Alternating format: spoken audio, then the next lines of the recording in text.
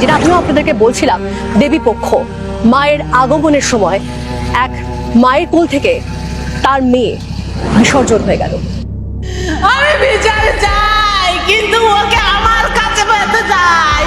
আমি নিজের হাতে আমার বাচ্চার যেরকম ছিঁড়ে খাইছে, আমি ওরকম ছিঁড়ে খাবো। পুলিশ অভিযোগ নিতে চাইনি, সিসিটিভি ক্যামেরাও উপপ্রধান দেখায়নি।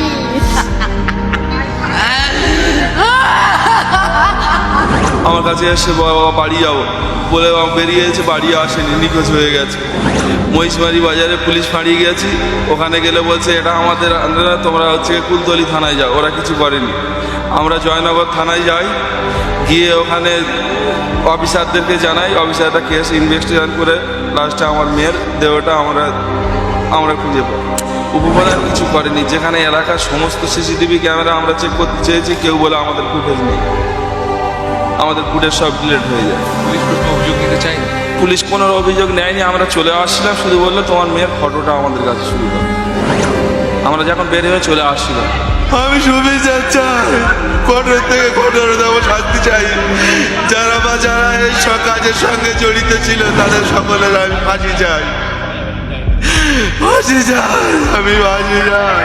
9 বছর বয়স, সেই বাচ্চার উপরে এত অমানবিক নির্যাতন করে মানুষ, অমানবিক নির্যাতন করে তার মেরে পর্যন্ত ফেলে দিয়ে।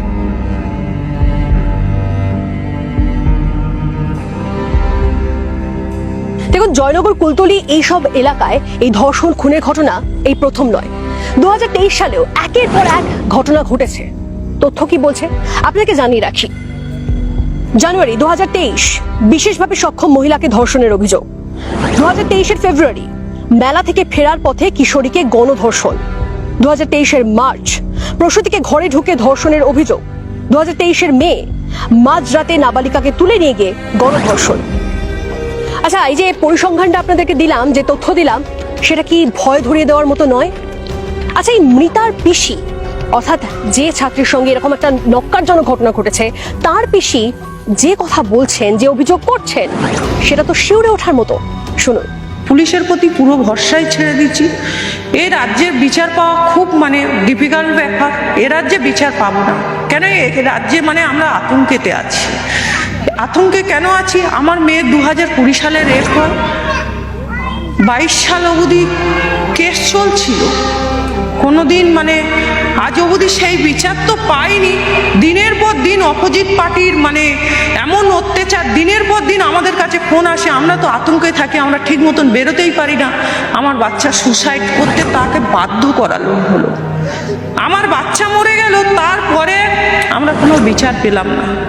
থানার মধ্যে হ্যারাসমেন্ট, তারপরে আমাদের ঘরের জিনিসপত্র ডাকাতিও করলো। আমরা লাস্ট কেস করবো বললাম, আমার বলছে 1.5 লাখ টাকা নিয়ে আপনি কেটে পড়ুন। এটা কে বলেছিল? নন্দপুরের থানার বড়বাবু বলেছিলেন। যাবতীয় নথিপত্র আমার সমস্ত কিছু একদম লোপাট করে দিয়ে আমার বাচ্চা শেষ, আমার 9 লাখ টাকা শেষ।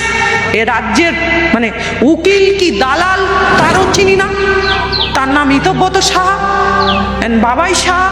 সে আমার দিনের পর দিন কানে হেডফোন গুঁজে ঘরের মধ্যে বন্দি করে করে রেখে আমার একেবারে পুরো ধ্বংস করে দিয়েছে, আমার পুরো রাস্তায় নামিয়ে দিয়েছে। আমি এখন পুরো পাগল হয়ে আছি।